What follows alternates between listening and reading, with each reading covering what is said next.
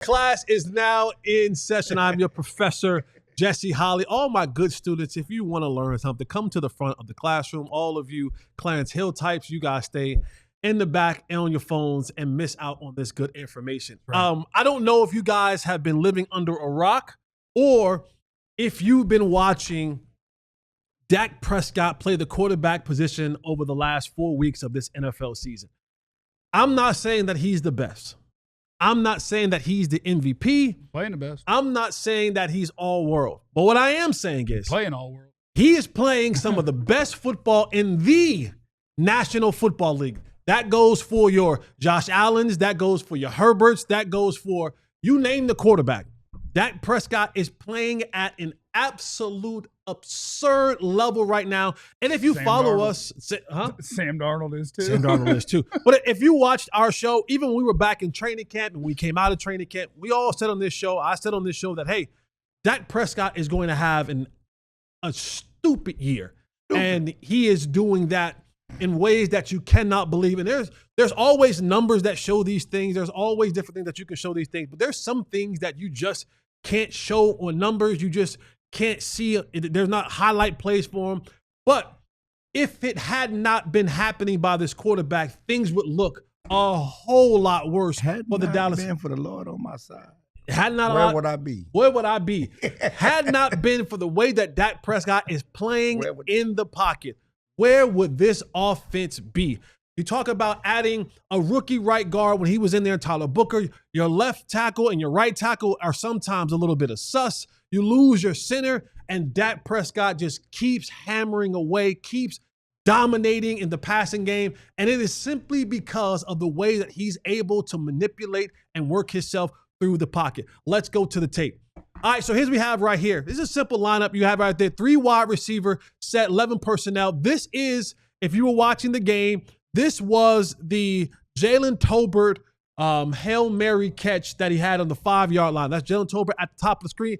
I just want you to see the formation and how that play, you know how that play ended, right? But you don't know how he got to that point. At the bottom of the screen, you'll see in the green, that's Micah Parsons. The Green Bay Packers have one of the best defenses in all of football, have one of the best rush fronts in all of football.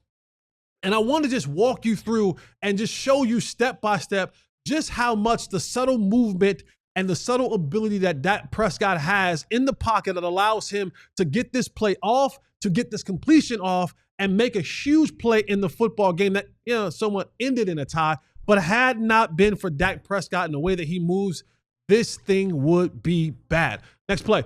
All right, so here's where he's going to go. You're going to see him where he started at. He's going to take a slight step over, up, to the right, fade away, and then drop this dime 40, 50 yards down the football field to Jalen Tolbert. So that's what it looks like. That's the kind of the route that he's going to take. That line was drawn by hand, wasn't it? That was a line drawn by hand.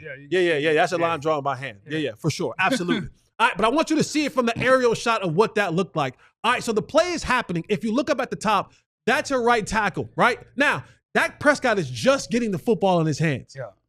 The right tackle is damn near beat. Yeah. Okay? The right tackle is damn near beat.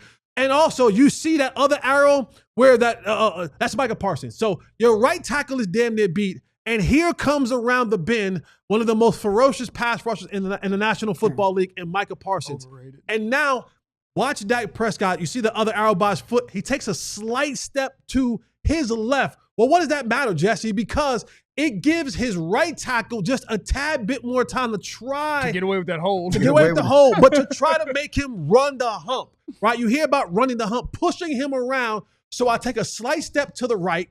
And now when I take a slight step to the right, oh my goodness, here's the pressure coming from the other side. So now what do I have to do? I took a slight step to the left from his left. And now I see the other pressure coming. Now I have to step up into the pocket. Now my tackle makes him run the hump. I allow that guard to get on that block a little bit more. Micah Parsons still coming around the clock. What I want you to see is all this is happening. You think you want to play quarterback in the National Football League? No. You damn sure don't. I want to be a backup. Because he got pressure from the top, pressure coming from the opposite side. Micah Parsons is fighting through a double team. And here's the key. Dak Prescott does not take his eyes from down the field. Right.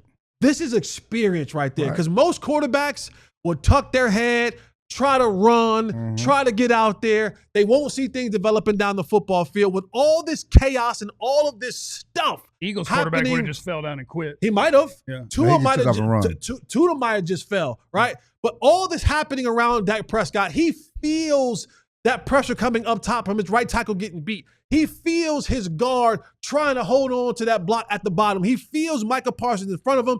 He steps up, but his eyes never leave the field. Now he says, I step up. Here's my escape route. I have to run up and away from where the pressure is coming. So he steps up, and now he's starting to run away from the pressure. Well, he thought he was, because now here comes here comes Micah Parsons. Might be a hold He's blocking Micah. Might be a hold on Micah. Somebody's holding Micah. Here's how good your quarterback is right now. All this stuff is happening around him, and he still has the wherewithal to go, I'm going to put my hand on my offensive line back to help him get a block. Help Brock a little bit. I'm going to help these guys with blocks. And he's saying, he's giving his offensive lineman a little bit of help on the block. He gave him a Heisman. Yeah, he gave him a Heisman because he's saying, I'm so good, I can keep my eyes down the field, take my hand off the ball, give my offensive lineman a little bit of help on blocking Micah Parsons while I now step away. Now watch the path that he's taking. He stepped up in the pocket. He's running away. He helps his offensive lineman, but he's retreating back.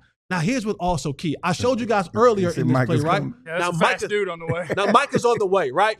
Now there's a couple things. This is what I'm telling you guys. He's playing at a great level. I showed you guys earlier all that's happening around him. His eyes stayed down the football field. The whole time. Micah Parsons is on his heels. What do you see? You learned this football quarterbacking 101. Two hands on the football. Yeah. Two hands on the football, guys. Because why? Mike is coming. He wants to strip. He wants to sack. So I have to make sure that my head still down the football field. He hasn't dropped his head one time, and I have two Green Bay Packers bearing down on me. I'm still technically sound with two hands on the football, we gotta fellas. Get this ball to Schoon. We got to get this ball to Schoon. I don't know about that one. It's 7 is right there. I know. Yeah. So Schoon to make a play. I want you to see how now he fades away, and with enough oomph and power in his arm, he fades away. He gives you the Dirk one-legged fadeaway, and he drops this ball into the pocket of Jalen Tolbert. Clarence, you talked to Dak this week, and he said on this particular throw, he said, I knew that Tolbert was down there, and I was trying to throw it short on purpose because either it's going to go out of bounds or Tolbert might be able to make a play and come back and get it. Tolbert, Tony toe tap on the sideline, makes a huge play in this football game. It's one of those plays that when you go back and look, without it, this game doesn't end in a tie for the Cowboys. It maybe ends in a tie. May end up in a loss for the Cowboys. But it's just that one play encapsulate just how well Dak Prescott is playing. And you talk about it. You and I talked about it before the show, Jeff. You know, it said, oh, well, some stats, out there about how, quarterbacks get the ball off fast. So that's why they're not getting sacked. And that's somewhat true as well. But it's also things like what we saw right here in this video, why quarterbacks don't get sacked as well. Because there are a number of quarterbacks in that particular situation right there, doesn't have the wherewithal, doesn't have the understanding, doesn't have the athletic ability to maneuver in the pocket, keep two hands on the football, never drop my eyes from down the field, seeing plays develop, and they take a sack. Holding on to the ball. Hell, Jalen Hurts might take a sack. Tua might take a sack. Caleb Williams. Justin Fields. Might take, well, Justin Fields. Lamar Jackson. But a lot of people, and I'm glad you brought this up because Dak is a Jedi master right now at the quarterback position. He is. Let me finish my finish my thing. I'll get right back to you. But yes, Dak Prescott, man, is playing such incredible football right now. And it's plays like this of how he works himself in the pocket. And now his offensive lineman, who a lot of people, you talk about Micah, we held Micah down. No. You didn't hold Micah down. Your quarterback just played a tick better than all pro. Because Micah was playing at an all pro level in this game. Dak was playing at an all pro plus level in this game. And he negated Micah Parsons and company from having a field day in the backfield because they were getting there. Just Dak was a step better in those moments, and he's been that way in Chicago. He's been that way in New York. He's been that way in Philadelphia, and he'll have to be that way this week against the New York Jets.